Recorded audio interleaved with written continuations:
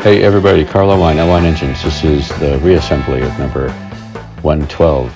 It's a 383. It's actually a 4.035 bore, a 35 over.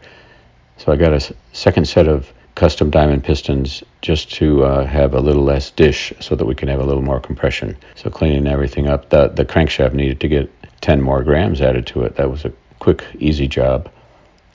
Reassembly of the short block. This thing had already been assembled, and then it realized that the compression ratio was way too low, so now it's at 9.3.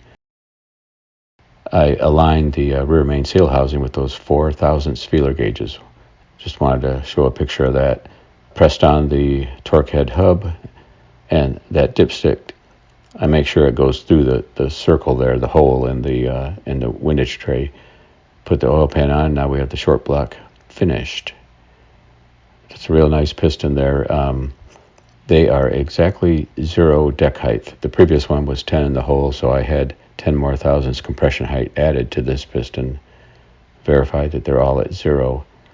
And I'm putting a 0.036 compression height, or a compressed chromatic gasket on. So there's going to be a 9.3 compression ratio total with, if you calculate it yourself, that's 60 cc heads, the 0.036 gasket, and negative 27 dish piston.